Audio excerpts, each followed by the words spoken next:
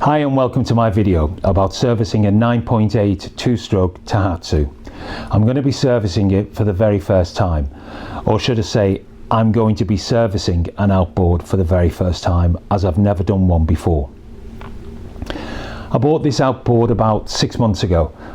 It's had two previous owners, and the last owner claimed that it hadn't really done much, that it had been in a storage locker on a sailboat for the past 2 years, and prior to that it was COVID. So effectively for the past 6 years he claims that it hasn't done much at all. To be fair to him, looking under the hood, I've got no reason to disbelieve him. It is very clean and it is very, very tidy. I've probably put about 15-16 hours on it. I did check the gear oil to make sure that it hadn't emulsified, and I did take out the spark plugs, I cleaned them and reset the gaps, but apart from that I didn't do anything. Now, as I don't know the service history of this outboard, I've decided to give it a good service. Like I said, I've never serviced an outboard before, so I'm probably going to make a few mistakes. Hopefully I'll learn along the way, and if you've never serviced an outboard, then you'll learn along the way with me. The things that I actually plan to do are to strip down, clean the carburetor, clean the fuel pump, put in a new fuel filter, take out the spark plugs, clean them, reset the gaps, obviously check them. If they're cracked, I'll put in new spark plugs, drain the gear oil, replace the gear oil, replace the impeller, check the anode, check the anode, check the pull cord to make sure that that's okay. Then at the end of it I shall test it, reset the idle mixture and reset the idle speed. Probably split it into two videos, as I think one video is going to be a bit too long, and hopefully you'll enjoy the video.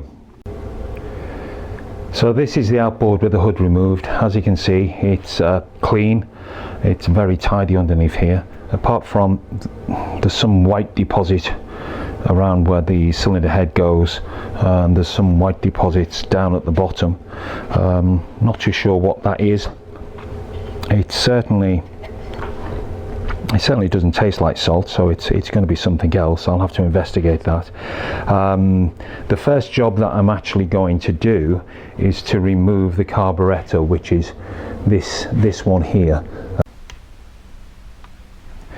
So to remove the carburetor we have to undo the two linkages, this one which I've already undone, which is the choke, and the throttle linkage, which is that clip there, and just move it to the side. We then have to around the back here we have to undo the fuel inlet pipe which goes into the fuel pump. There's a little clip on it. Just slide that back and just ease off the fuel pipe, ease it off from the fuel pump nipple. Don't pull it, just ease it back so that no damage is done. Came off very easy. Then we have these two 10mm bolts. This one here, which I expected them to be a little bit tighter than that, and then this one again, I expected it to be tighter.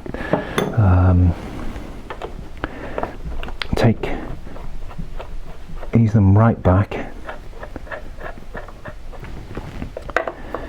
Then we want to slide the carburetor off, and although I do have a new carburetor gasket which I shall be putting on, that's the carburetor gasket there. I still want to be quite careful, because maybe if this carburetor gasket is okay, I may leave it on. Right, okay, just be careful taking it out. Okay, the last time I stripped a carburettor was probably about 30 years ago. It would have been a carburettor off a motorbike, but principally they operate all the same way. This is the air intake. If you slide it off carefully, because it'll be a gas, no, there's no gasket there. I actually thought that there would have been a gasket there, but there's not. Not unless, no, there's no gas. Oh, but there is, or should I say there are, some spacers which slide into the air intake housing. I'm presuming that is to stop the air intake from being crushed when you assemble the carburettor back onto the outboard. Quick rundown of the parts of an outboard of a carburettor. This is the throttle linkage, and that's the throttle butterfly, which opens and closes to let more fuel through. This is the choke linkage, which will either open or close the air intake. This part here is the fuel pump. That will be the mixture screw. That'll be the idle speed screw. This here is the float bowl, which has 4 screws on it, which we will now undo. We will slacken them off.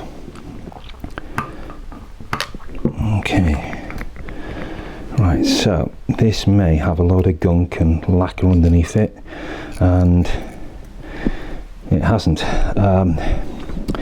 This float bowl is actually very, very clean. It's as clean as a whistle. In fact, it probably is as clean as the day as when it was manufactured.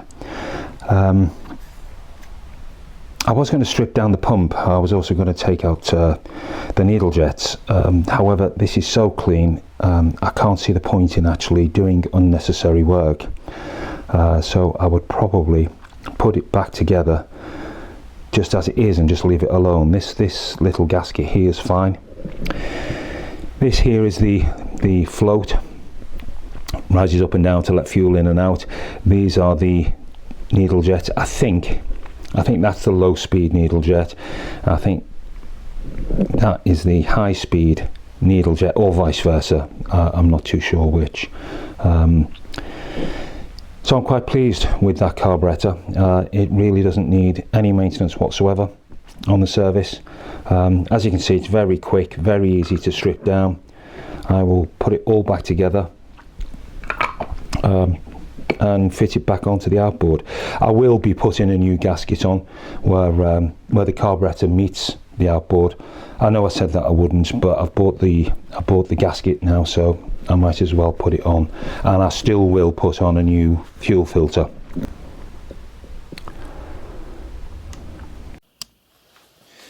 So before replacing the carburettor, we'll put on a new fuel filter. You take off the old carburettor just by removing that clip and easing that pipe off. Taking that clip off and easing that pipe off. Put that to one side. The new fuel filter, try and remember which way round it goes. I'm sure it was that way.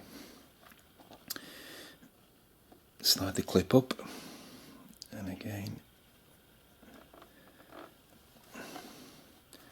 slide that clip on as well.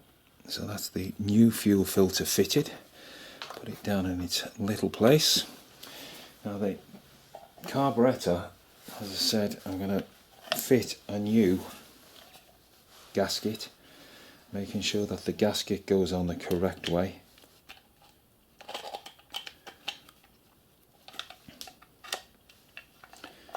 Okay, I have cleaned up this surface here. We shall put the new gasket in with the carburettor. Now there's only needs for these to be hand tight. There's hand tight and then nipped up just a little bit. There's no needs for them to be overly tight.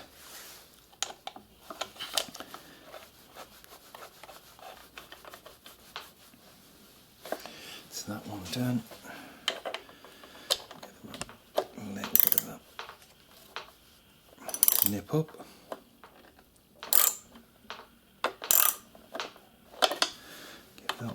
bit of a nip. Okay, then we have to put the choke linkage back on, slide it in and clip it down. My fat finger's getting in the way again. Clip that one down and put the throttle linkage in and clip that one in place. And oh, we've got to fasten this pipe.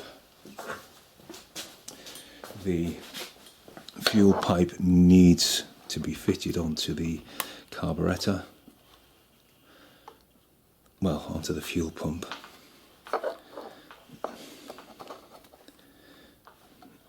So if we just slide that in.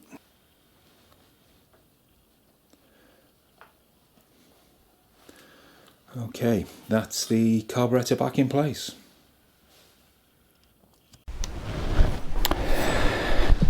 So the next part of the service is to remove, check, clean and reset the gaps on the spark plugs,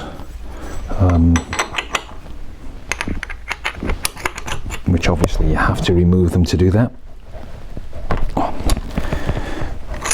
I have done these. I did them when I first got the Outboard, which is about 18 hours ago. They look pretty clean to me.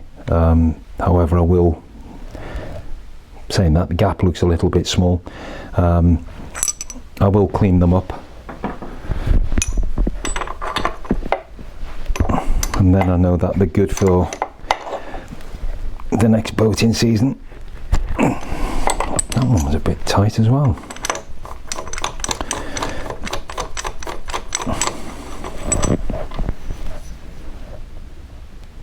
Yep, so I shall clean those up and reset those gaps.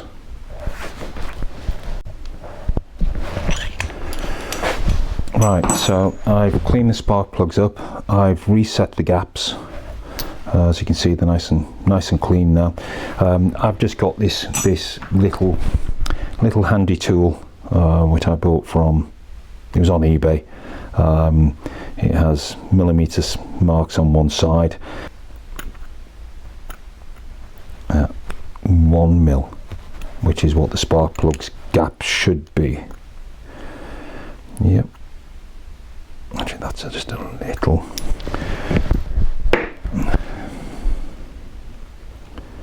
Yep, that's better. So I shall replace the spark plugs.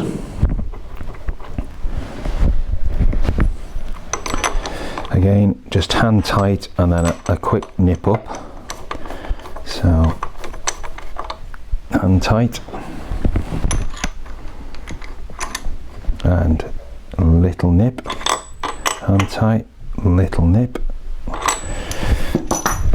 and then put the leads back on, making sure that they are well clipped down.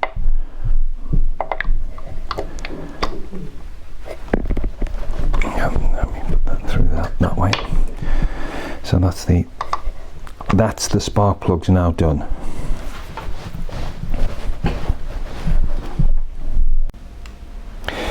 So the last job I'm going to do on the power head, apart from greasing, is just to check the pull cord, make sure that there's no frays. Obviously, if there is any frays, or if it looks as though it's starting to wear, then I shall replace it. This looks fine, no problems at all. So that's the power head now done. I shall, apart from greasing obviously, but I'll do the lower leg, drain the gear oil, replace the impeller, and then grease up. I shall be doing that in the second video. So thanks for watching this first part of the video. I hope it's proved useful to you. It certainly proved useful to me. If I've made any mistakes along the way, I'm sure people will point them out to me, and obviously it'll be highlighted in the comments. Thanks again for watching.